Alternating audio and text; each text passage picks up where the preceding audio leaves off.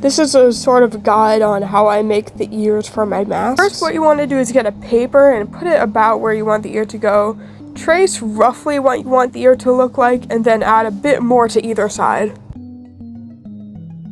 The reason why you want to add a bit more is so you can roll the ear into itself. The next step is to use that paper template you just made on a better material.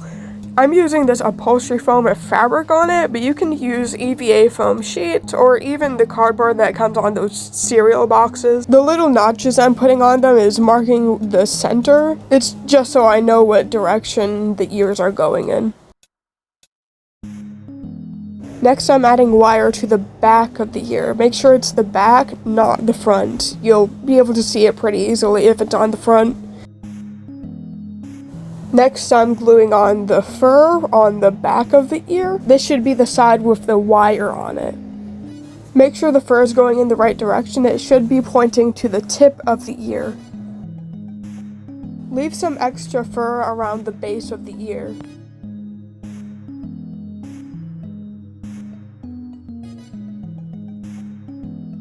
Next, I'm adding some fleece onto the front of the ear. Fleece has a stretch side and a non-stretch side. Make sure you're pulling on the non-stretch side so it doesn't distort the ear.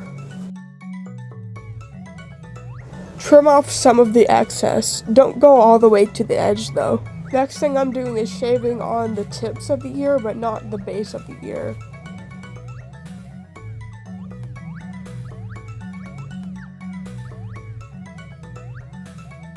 Next, I add some scrap fur to the center line of the ear. That's why I like to do them one at a time so I can compare with the other ear to make sure I'm doing it right.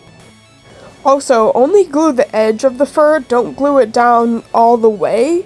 If you glue it down all the way, once you fold the ear, it won't be able to go in the right position. Next up is to paint the ear. It's a pretty similar process for most ears. It's just like a little different depending on what animal you're making. Just make sure you have a reference image. I have a reference image of a coyote in the back. I'm using a different technique than I usually do. I'm using some watercolor instead of just acrylic paint. I'm doing this because I've heard the fur comes out a lot softer compared to acrylics, though I'm pretty sure it does wash out really easily.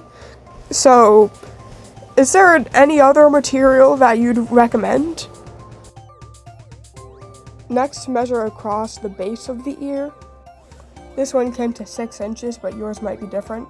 Go to calculator.net circle calculator and put in your measurements into the circumference.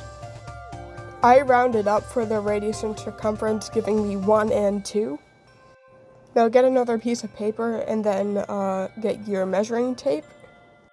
Your total length should be the diameter, and then cut in half where the radius is.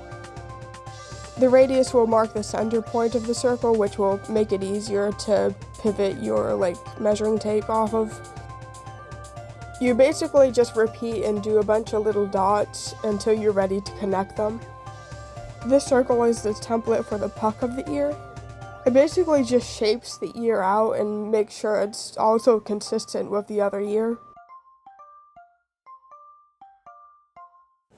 But next, you trace that onto some EVA foam, and then you can glue it onto your ear. This is why extra fur on the base of the ear is important. It's so you won't see the puck of the ear from the outside. I then reinforce it with some upholstery thread. This isn't necessary, though highly recommended, as it will take some tension off from the glue and set it onto the thread, which, if you're using upholstery thread, is a lot stronger than hot glue.